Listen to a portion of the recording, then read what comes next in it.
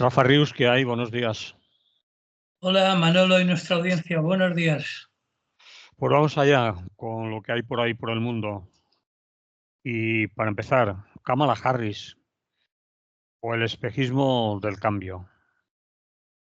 Sí, se están produciendo algunos fenómenos bastante curiosos, aunque en gran parte conocidos, porque últimamente las huestes progresistas norteamericanas han Mm, mostrado una insólita capacidad de ilusionarse ante cada nueva elección de presidente cuando reúne características físicas diferentes al habitual candidato WASP, que se llama, ¿no? El White Anglo-Saxon People, es decir, mm, las personas blancas anglosajonas. Lo hicieron con Obama, que fue el primer presidente negro, lo volvieron a repetir con Hillary Clinton, que era la primera mujer con posibilidades, estuvo a punto, fue una candidata frustrada, pero en principio a punto estuvo, porque era mujer y hubiera sido la primera mujer.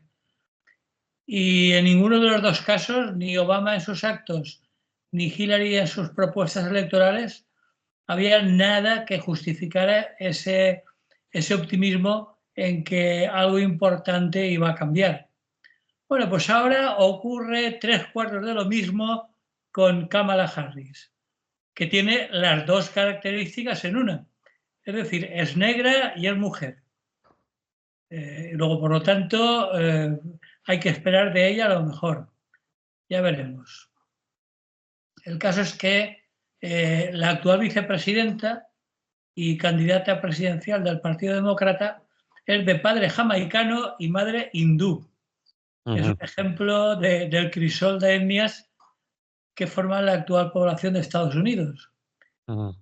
Pero bueno, ¿qué importancia real tiene en un país tan azotado por tantos problemas raciales y con todavía notables rasgos de misoginia, ¿no? Pues bueno, en cualquier caso, más allá de su identidad étnica, habría que preguntarse quién es Kamala Harris y qué propone, ¿no? Porque Pues, es la candidata del Partido Demócrata, como sabemos, debido a la senilidad de Biden y sin haber hecho campaña. Pero bueno, sea como fuere, la vicepresidenta ha revitalizado las depauperadas expectativas electorales de los demócratas, eh, pero sin embargo su complaciente entorno no suele hacer referencia ni a sus acciones pasadas ni a su programa futuro, sino solo a la esperanza de que impida la reelección de Donald Trump, al que, según casi todas las fuentes, derrotó por un amplio margen en el último debate televisado. Pero bueno, veremos, a ver si ahora aclarará sus intenciones y su programa. Porque en principio ya estamos como siempre. Mala cosa es que su principal activo se defina a la contra, ¿no? Votadme o viene Trump, que nos suena aquello de votadme que viene la derechona, ¿no? ujú. Pues muy bien, señora Harris, pero ¿usted qué propone de diferente? Por ejemplo, ¿va a dejar de enviar armas y proteger al genocidio de Netanyahu? ¿O va a dejar de vetar las sanciones contra Israel en el Consejo de Seguridad de la ONU? ¿O va a cambiar la injusta política inmigratoria en un país de inmigrantes como su propia familia, sin ir más lejos? Bueno, etcétera, etcétera, etcétera, ¿no? Porque, como dice el refrán, hechos son amores y no buenas razones. Y no solo por el hecho de ser una mujer racializada, pues ya lo tiene todo claro, ¿no? Hace unas semanas se produjo, como sabemos, la Convención Demócrata. Bueno, según Michelle Obama, que fue una de las que intervinieron, en sus propias palabras describía la impaciencia, el entusiasmo, la euforia de ver renacer la posibilidad de un futuro radiante. Palabras textuales. Bueno, parece excesivo optimismo sin dar datos reales que lo avalen. Porque ni en política interior con un elevadísimo índice de pobreza. Estamos hartos de ver las conocidas imágenes de personas sin techo arrastrando su carrito de supermercado con todas sus pertenencias por las calles de invierno en Nueva York y en las grandes ciudades, ¿no? Entonces, bueno, lo del futuro radiante parece un poco excesivo, ¿no? Devoluciones masivas de inmigrantes, etcétera. Y bueno, y en política exterior ni hablemos, ¿no? Porque si no tendríamos que hablar de Palestina, de Ucrania, de Latinoamérica. Entonces, bueno, pues parece ser que en la convención demócrata la gente gritaba y aplaudía a todo trapo entre una standing ovation y otra. La standing ovation es esas pausas que sabes que se hacen para aplaudir. Se paran un poquito para provocar el aplauso. Y ahí Adrede. los regidores del partido, como en la tele, ¿no? Diciendo a la gente cuando tiene que aplaudir. Bueno, definitivamente parecía que reemplazar a Joe Biden por su vicepresidenta Kamala Harris había sido una jugada maestra, por lo que dicen las encuestas, ¿no? Pero ya veremos si esas expectativas se corresponden con algo práctico en la realidad, ¿no? Y bueno, porque ahora parece que todo está cambiando, ¿no? Ahora es Trump el que está estancado, el que está un poco atónito y desamparado ante el nuevo desafío de la señora Harris, ¿no? Entonces la pregunta del millón es, ¿esto se debe a un giro de guión debido al hecho de haber encontrado por fin a alguien capaz de vencer a Trump? ¿Por fin va a acabar la incapacidad de oponerse frontalmente a los republicanos en cualquier tema? Desde la guerra hasta la reforma del sistema social. Porque en Estados Unidos pasa como en tantos sitios, ¿no? Que para encontrar diferencias significativas entre los socialdemócratas y la derecha de toda la vida, pues muchas veces resulta complicado, ¿no?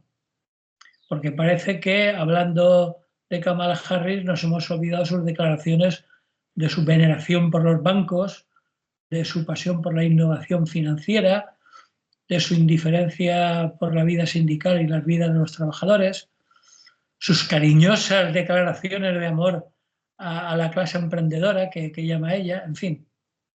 Eso es lo que ha habido en el haber de Kamala Harris hasta ahora. Veremos en el futuro, ¿no? Pero lo que ha habido hasta ahora tampoco presagia cambios muy significativos, ¿no? Porque está realmente el Partido Demócrata en el comienzo de un cambio, es decir, hay algunos países, perdón, hay algunos datos que pueden hacernos pensar que sí. Por ejemplo, Harris ha elegido como compañero de candidatura, es decir, como vicepresidente, a un tal Timothy Walz, gobernador de Minnesota, que es un izquierdista de la vieja escuela del Medio Oeste, ¿no? Y además del Medio Oeste, que es la zona más difícil para los demócratas, ¿no? Que pasa por ser un tipo corriente, ¿no? Que personifica una especie de orientación obrerista que no veíamos en los demócratas desde hace mucho tiempo. La mayoría de sus candidatos, incluida Kamala Harris, pertenecen a las clases medias altas o directamente a las clases altas. Y bueno, el hecho de que haya elegido a un izquierdista de la vieja escuela como compañero de viaje para la vicepresidencia, pues en principio es algo positivo, ¿no? Porque, como digo, no era muy normal últimamente. Luego también en esta convención de la que hablábamos, llamó también para intervenir durante los mítines a varios responsables sindicales, por ejemplo, al presidente de uno de los sindicatos más importantes de Estados Unidos, el United Auto Workers, el sindicato de trabajadores del automóvil. Y por último, Harris tiene una cualidad muy atractiva para la gente, parece ser. Y es que así como Trump siempre parece que esté cabreado, pues Harris siempre se presenta con un incontenible buen humor, ¿no? Es decir, por mucho que la gente de orden le quite importancia al factor este del humor, pues después de los años que llevamos a cuestas de pandemias, inflaciones, guerras culturales vía redes sociales, etcétera, pues el humor siempre es importante, pero en este caso quizá más aún el buen humor de Kamala Harris no puede pasarse por alto. Pero bueno, si lo pensamos detenidamente, seguramente esta lista no es tan impresionante.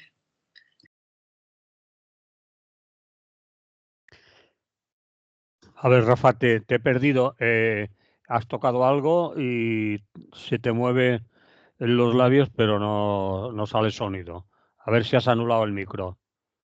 A ver, ahora Ahora, vale, adelante. Decías. decía que si lo pensamos detenidamente, esta lista de bondades no es tan impresionante, porque se trata de cambios más bien cosméticos que sobre todo denotan una estrategia de marketing más hábil de cara a las elecciones, que recordemos que son en menos de un mes, ¿no? Porque la verdad es que, como siempre, casi seguro que prevalecerá la continuidad y los más corporativistas tienen todas las cartas para controlar una vez más la partida. Después de todo, no es la primera vez que se presenta a los estadounidenses como una especie de nueva generación de demócratas, alabando su juventud. Bueno, Kamala Harris tampoco es tan joven, pero bueno, su idealismo, su originalidad y al final acabar siendo, a fin de cuentas, igual o peor que el anterior.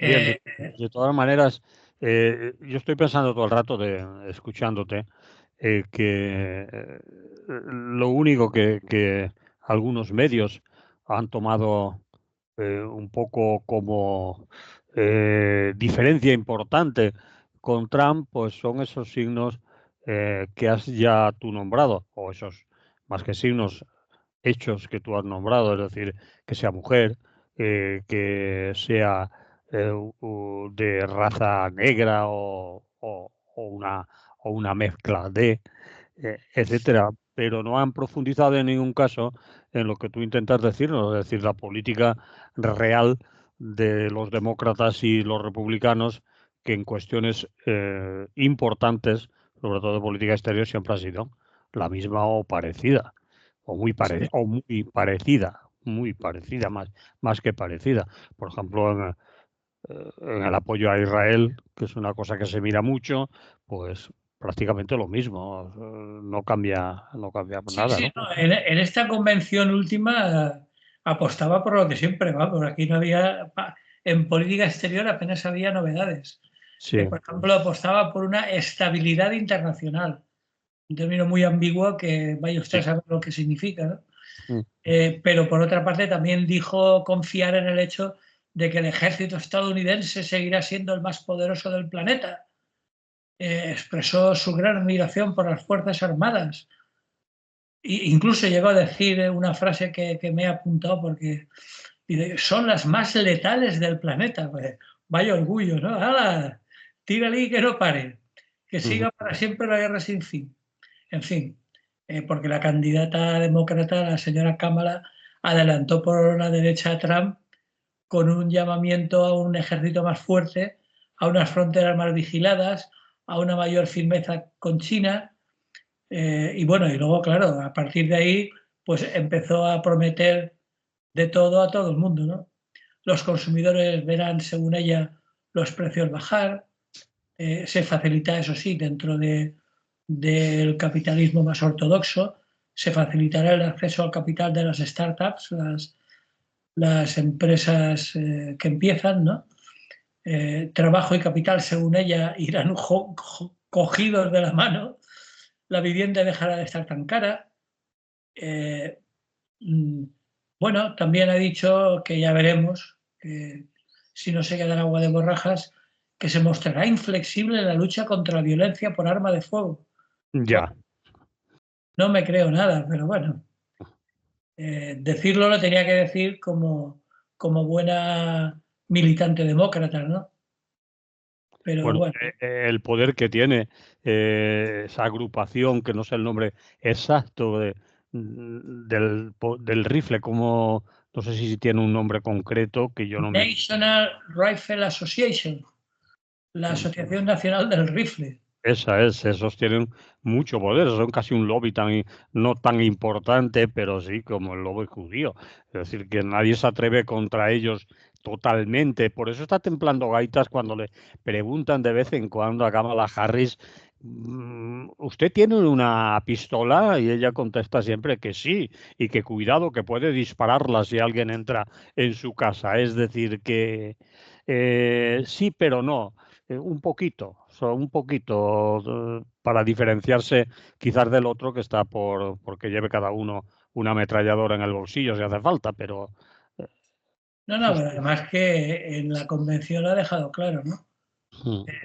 Incluso, bueno, ha dicho lo que tenía que decir, por ejemplo, el rollo ecologista garantizará un aire más puro, pero no ha dicho si pondrá límite a las emisiones de gases invernadero, por ejemplo, ¿no? Simplemente son, pues eso, declaraciones de principios, garantizará un aire más puro. Otra que dijo que también, si no fuera tan trágica, causaría risa, que es que pondrá fin a la guerra en Gaza. Bueno, pues pondrá fin a la guerra en Gaza enviando continuamente armamento a Israel. Una curiosa forma de hacerlo, pero bueno. Será dura con Irán, por ejemplo, también lo dijo. Y bueno, y sobre todo, para acabar, hizo una declaración a lo Trump, ¿no? Dijo concretamente para despedirse que el privilegio más grande en la Tierra es el orgullo de ser estadounidense. Mm. O sea, prácticamente es un remedio de Great America. Uy, ya lo diré. Hagamos América grande otra vez, pero Exacto. en inglés. Bueno, pues el caso es que eh, hay una anécdota que he leído que me ha resultado curiosa, y es que el tercer día de la Convención Demócrata, una mujer con pañuelo palestino se sentó en medio de la calle, justo detrás del cordón policial, y equipada con un megáfono gigante, se dedicó a enumerar una lista de nombres de los niños muertos por los ataques israelíes en Gaza. Mm. Y se interrumpía a intervalos regulares para señalar a los responsables. Y por el megáfono nombraba a Estados Unidos y más específicamente al Partido Demócrata, que recordemos que es el que está ahora en el gobierno, ¿no? Y bueno, y gritaba: vosotros delegados tenéis las manos manchadas de sangre. O sea que eso es la realidad. Sí. Las otras declaraciones grandilocuentes no pasan de ser, pues eso, frases huecas. Porque en las décadas pasadas nos han enseñado que no hay que esperar gran cosa de los demócratas. Bueno, al menos su victoria el próximo noviembre marcaría el final de la era Trump. Pero de momento seguramente no cabe esperar nada más, ¿no? Esperemos que Kamala Harris no acabe siendo Kamala Harris. Y perdón por el mal chiste, ¿no? Mm. Es decir, que una candidata mujer y negra, es decir, cambiar las apariencias para que nada cambie. Como ya lo dijo el presidente de Salinas, el Gato Pardo, cuando vio que llegaba Garibaldi. Pues esto es algo parecido, ¿no?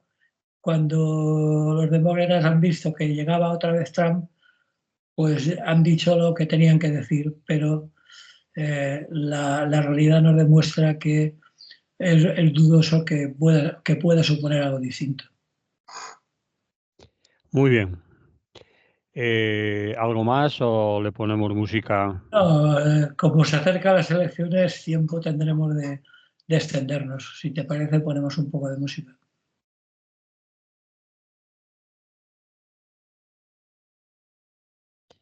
Bien, seguimos aquí en Es lo que hay con Rafa Rius y vamos a hablar ahora de el futuro de Israel.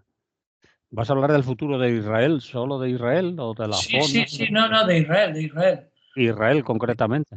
Claro, es que, hombre, hay que seguir hablando de los palestinos, denunciando la situación, etcétera, etcétera.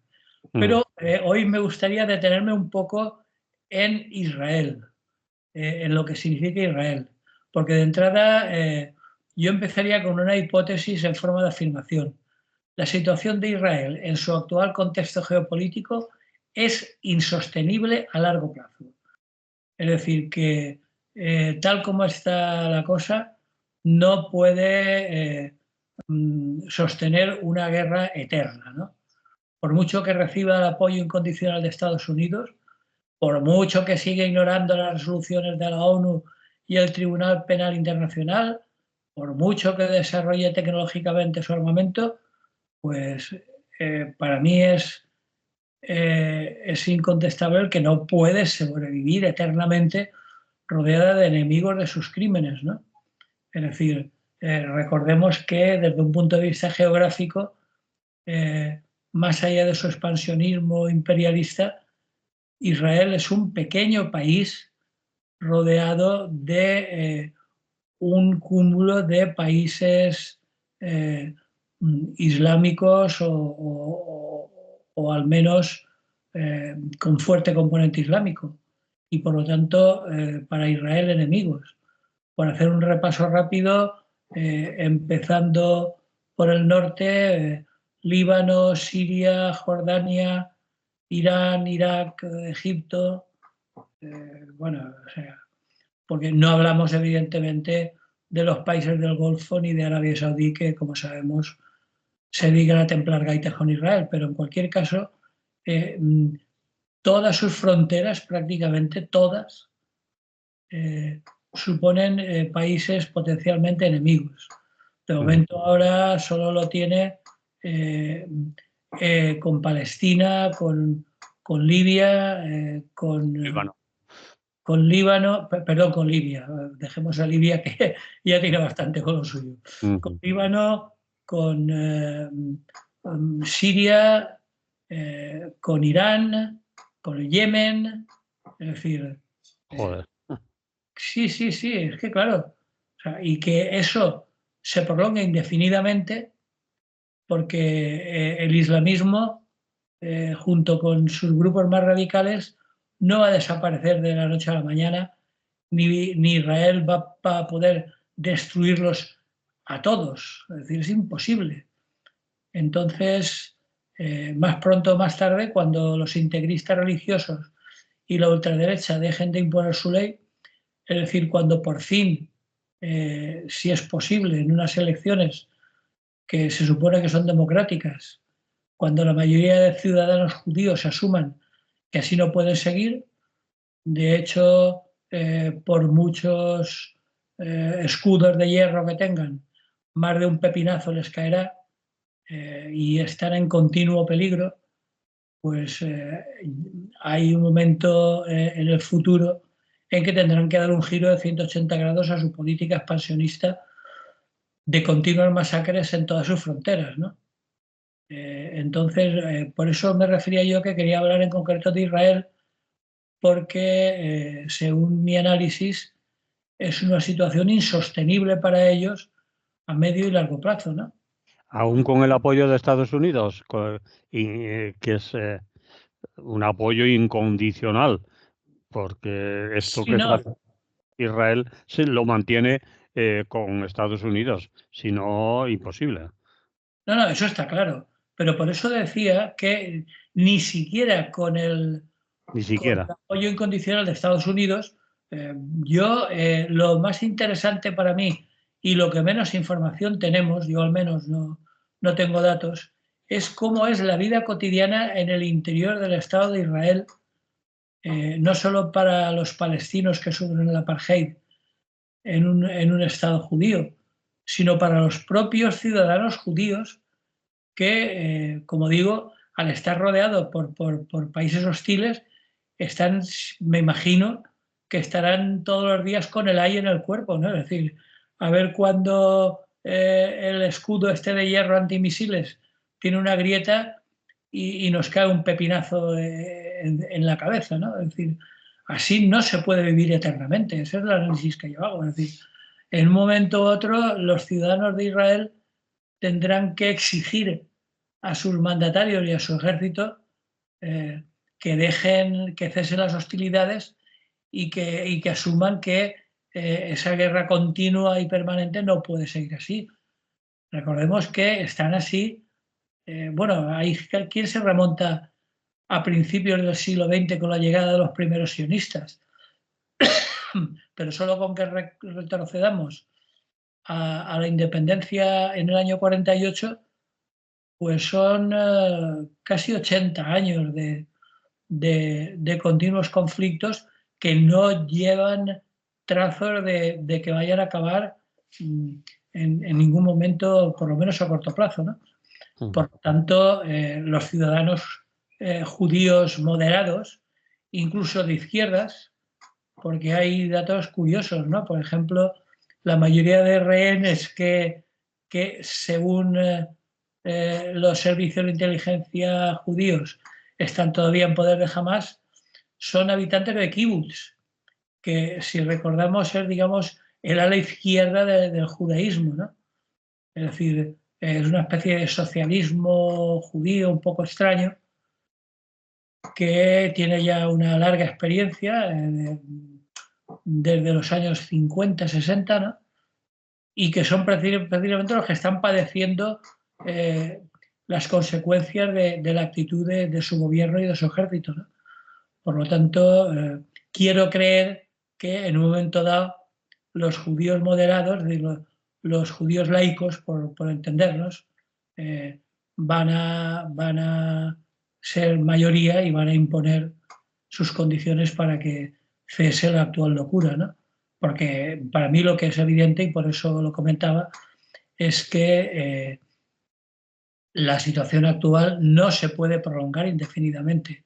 No solo para los palestinos y el resto de pueblos de su alrededor que están sufriendo la masacre, sino también para los propios israelíes, ¿no? Entonces, esa es mi hipótesis, ¿no? Que el cambio debe de venir desde dentro y que más pronto que tarde esperemos que suceda, ¿no? Bueno, permite que piense que es más un deseo que una Sí, sí, realidad. evidentemente. ¿Eh? Evidentemente, porque Netanyahu no está ahí como presidente de gobierno por un golpe de Estado. Está Ajá. ahí porque con el apoyo de la ultraderecha y de los ortodoxos y todo lo que tú quieras, pero con una coalición tiene más votos que el resto, ¿no? Es decir, que evidentemente es un deseo y no una realidad. Bien, ¿quieres añadir algo más sobre este deseo, No, intuición o quizás también cierto es que con tu razonamiento es creíble que así no se puede vivir continuamente con el rifle colgando en bandolera para ir a comprar, para ir al mercado, para ir prácticamente a cualquier sitio, etcétera, ¿no? Es una vida un tanto extraña, pero es sí, lo que tienen ahora, sí. no, que lo único que pretendía era, ya que de los palestinos hemos hablado mucho y seguiremos hablando, por desgracia, pues dar una especie de giro al foco y ponerlo un poco en el interior de Israel y en tantos y tantos ciudadanos israelitas que no están de acuerdo con Netanyahu y que no están dispuestos a seguir viviendo con ese miedo cotidiano eternamente, ¿no? Simplemente era eso, un cambio de foco para ver un poco la situación en el interior de Israel, que, como decía al principio, por otra parte, tenemos muy poca información. Mm. Por cierto, que Netanyahu ha aumentado significativamente su popularidad entre los votantes en Israel, ¿no? Empezó esto de la guerra o después del atentado de Hamas, su intervención en Gaza y la masacre que vino a continuación, con una situación políticamente muy débil. Él está esperando ser procesado por varios casos de corrupción que obviamente acabarían con su carrera política si no acaban incluso con él en la cárcel. Y según las encuestas que nos transmiten, que nos llegan aquí, nos cuentan que que Netanyahu podía volver a ser mayoritariamente votado por los judíos después de las últimas actuaciones en Gaza, contra Hezbollah en Líbano, etcétera, ¿no? Es decir, que Hombre, tú sabes que Netanyahu siempre ha sido partidario de la huida hacia adelante, ¿no? sí, patada para adelante, a seguir, sí. Sí, porque se da cuenta que le resulta rentable electoralmente. Es decir, eso que tú dices del aumento de la popularidad ha sido sobre todo a raíz de la invasión terrestre de Líbano, ¿no? Sí, Es decir, que, bueno, pues cualquiera diría que por muchos o pocos van a morir soldados judíos, en fin, va a haber una situación de guerra en otro frente.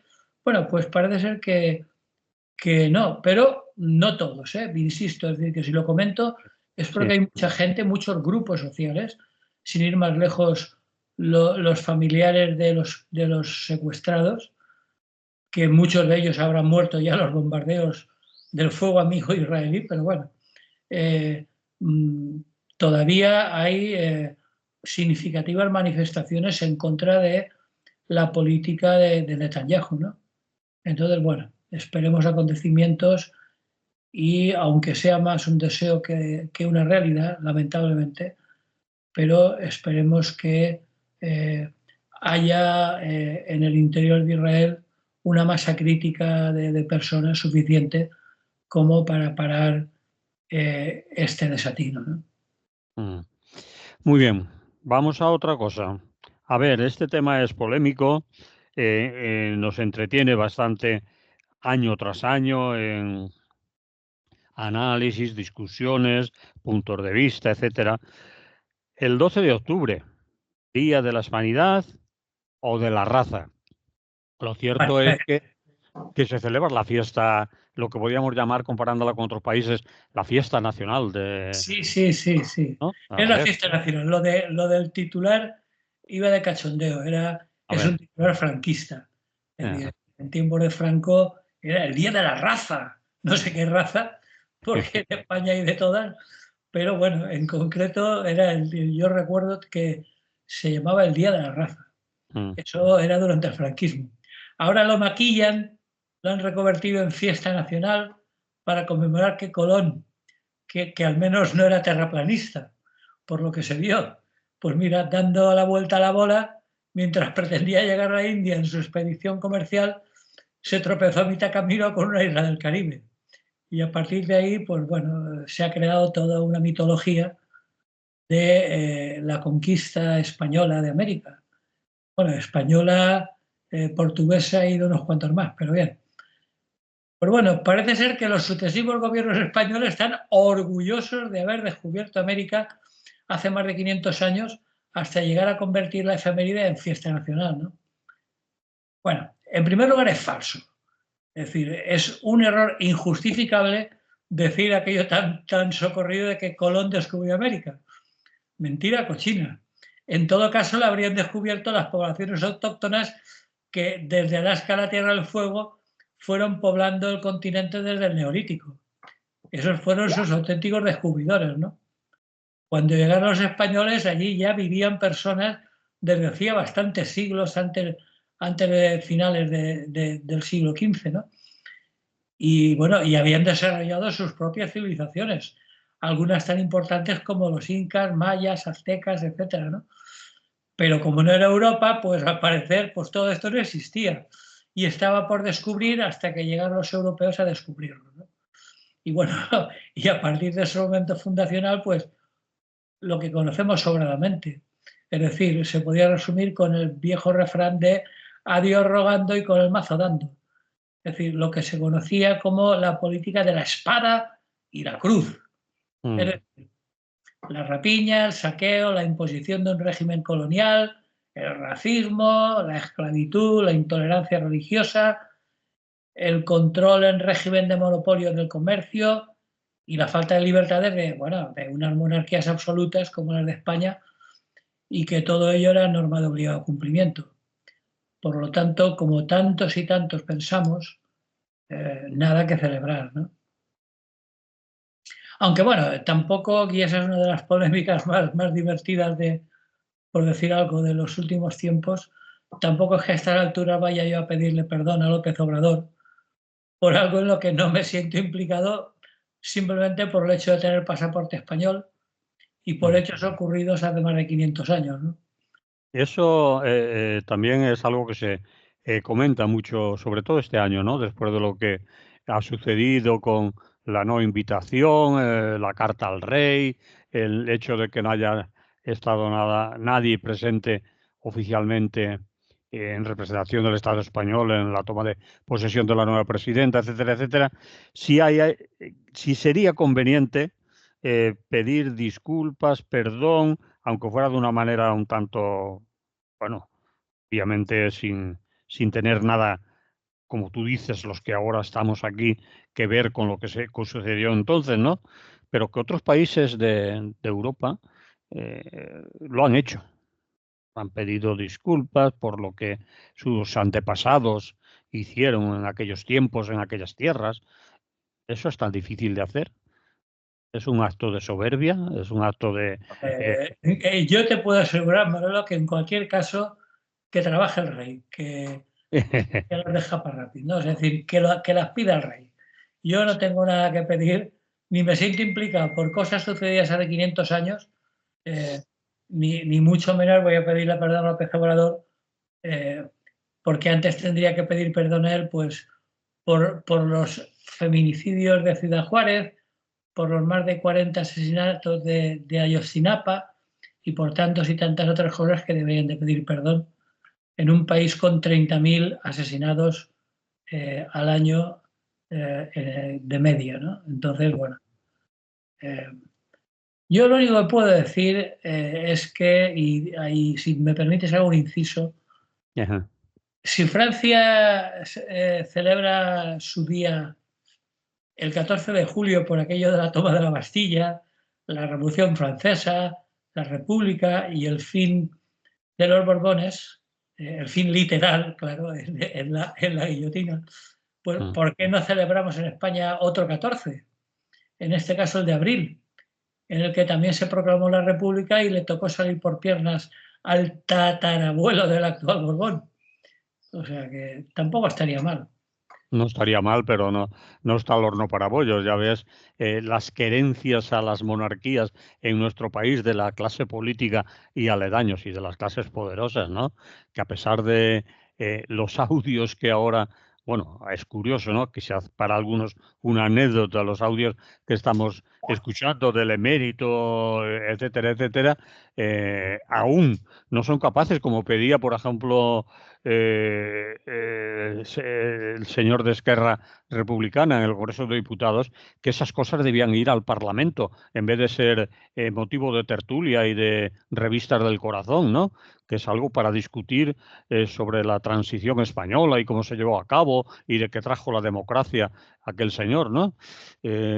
Por eso dudo mucho que un 14 de abril, día que es de la República y tal, se considere fiesta nacional en nuestro país, que somos un país de, no sé, o son un país de, iba a decir una grosería, de lamebotas. Yo, si me No lo sé. permites, Manolo, lo diría con un término muy valenciano y que resumiría para mí el carácter, en este caso y en este aspecto concreto del pueblo español.